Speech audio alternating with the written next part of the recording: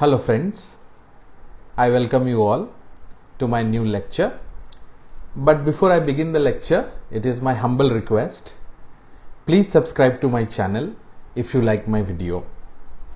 Today, I will talk about one of the most worst racial form of discrimination that has ever happened in the history of mankind, and that is the apartheid. So today my topic is on apartheid. Apartheid constituted one of the most peculiar and abhorrent forms of discrimination that was perpetrated against the blacks in South Africa. It was a phase of racial discrimination against the blacks. The policy of apartheid, which is also known as separateness, was introduced by the Prime Minister called Malan between 1948 to 1954, and this tightened up the control over the blacks. Apartheid had certain distinguishing features. What were they? Number one, there was complete separation of blacks and whites as far as possible at all levels. In country areas, blacks had to live in special reserves. In urban areas, they had a racial classification, and the most interesting part is they had an identity card. There were strict pass laws which meant that the Africans had to stay within the confines of a boundary and they cannot go outside of that boundary without prior permission. Remember, we are talking about the original inhabitants of South Africa. Now, what are the other features? Marriage and sexual relations between whites and the non-whites were completely forbidden. And why was it done? This was done to preserve, according to the whites, the purity of the white races. Africans, moreover, had no political rights, and their representation in parliament, which had been by white MPs, was abolished. So there was no representation. Previously there was some representation in the parliament, but that was also by the whites, and that too during this period of apartheid which Malan introduced, it was completely abolished. The opposition to the apartheid, people who were against apartheid, took place inside Africa as well as all around the world. Inside Africa, the opposition to the system was difficult because anyone who objected was accused of either being a communist and was killed. Africans were, forbidden to go for any strikes, and their political party, the Africans' political party, that was the African National Congress, was completely helpless. They had no option. In spite of this, protest did take place. In spite of so many problems, protest did happen. Now, the chief of the African National Congress, that is Albert Luthuli, who was the chief of the African National Congress, organized a protest campaign in Africa, in South Africa, in which black Africans stopped working on certain days. This was their way of protesting. In 1952, Africans attempted a systematic breach of the laws by entering the shops and other places reserved for the whites. Now, you would recall that prior to our independence, there was a slogan given by the Britishers at some places that dogs and Indians are not allowed. In that same way, during this period of apartheid in South Africa, there were many restaurants, many shops in which the entry of the blacks was completely denied. They were denied and it was considered to be illegal. So in 1952, what did the Africans do under the leadership of Luthuli, who was the leader, who was the chief of the African National Congress? They attempted a systematic breach. They tried to enter to these shops, to these places where they were not allowed to enter, and as a result of which more than 8,000 1,000 Africans were arrested and many were flogged. Luthuli was jailed and the campaign came to an abrupt end. The campaign was considered to be an illegal campaign, and it came to a completely abrupt end.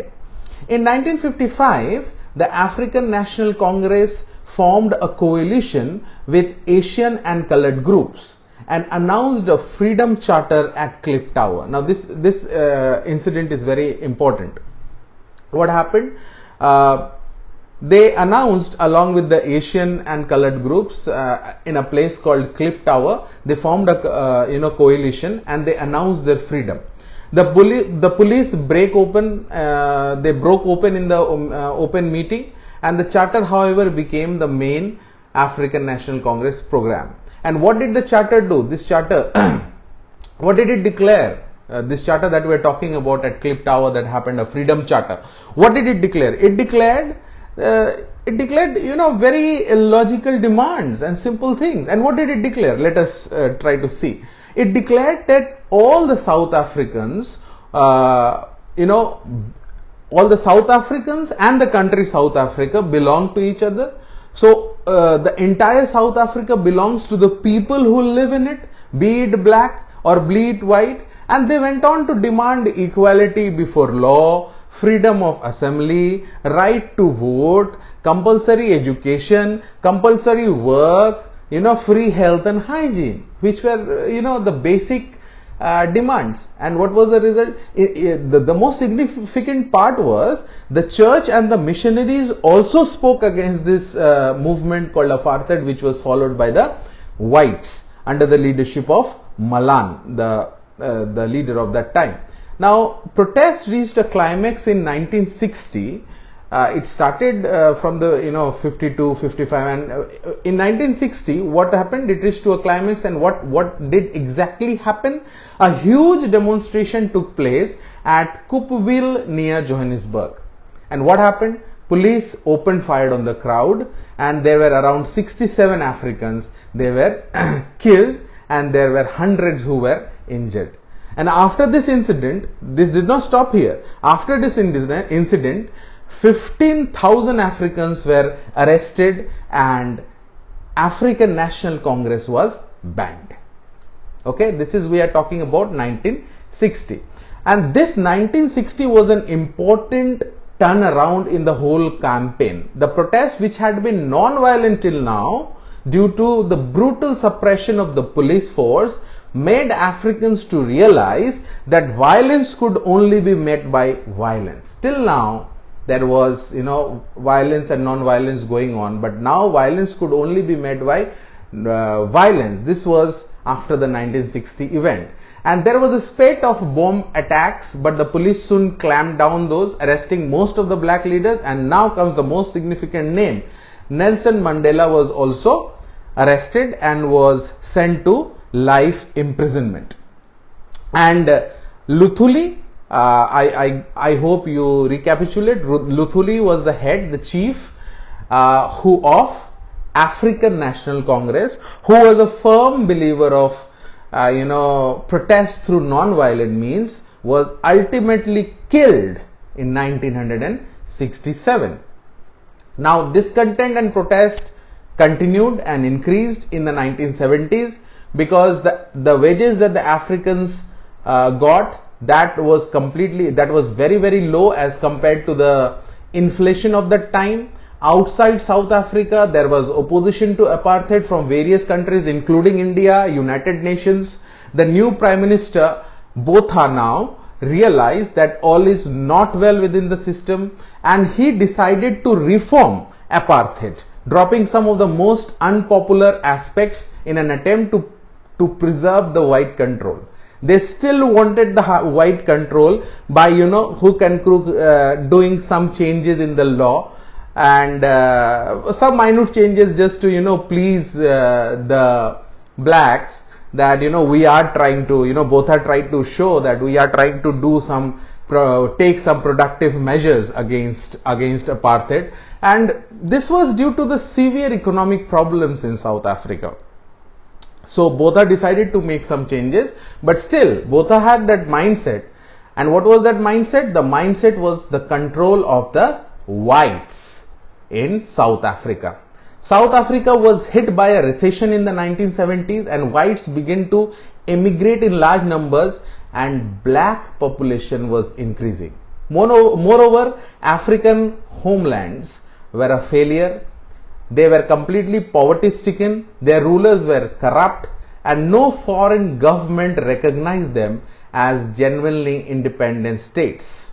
Then what happened? Consequently, Botha relaxed several of the important controls. Now, the blacks were allowed to join the trade unions and go on strikes.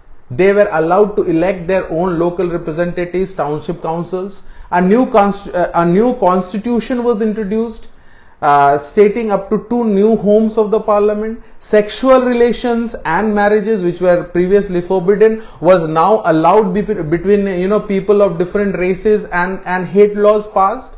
And the non-whites, the hate laws and hate laws against the non-whites were abolished. So a lot of changes took place, you can say, but Botha had that mindset that the control should be of the whites, but he was forced, you can say, rather because of many factors. One of the basic factors was the economic factor. Because of the recession South Africa was presently passing through. However, Botha did not consider the main African National Congress demand. And what was it? The demand of right to note and play a full part in ruling the country. They completely dismissed it. I told you, Botha had that colonial mentality. Botha had that superiority feeling. Botha wanted the control of the whites over the blacks in South Africa. So he did not, he did not say yes to the demand of African National Congress. And what was the demand of the African National Congress? The demand of right to note and to play a full part in ruling the country.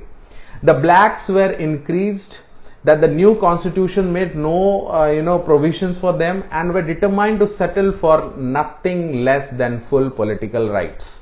The blacks also now understood that this is high time. Whatever changes we need to have, whatever rights we need to have, this is the right time to get that. And so the blacks did not pay heed, and they did not decide to compromise anything less than full rights. Consequently, F.W.D. Clark in 1989, he started the process of ending the apartheid and ushering in the new transition to black majority rule. Nelson Mandela, who was imprisoned for life, was released from the jail after 27 years in jail.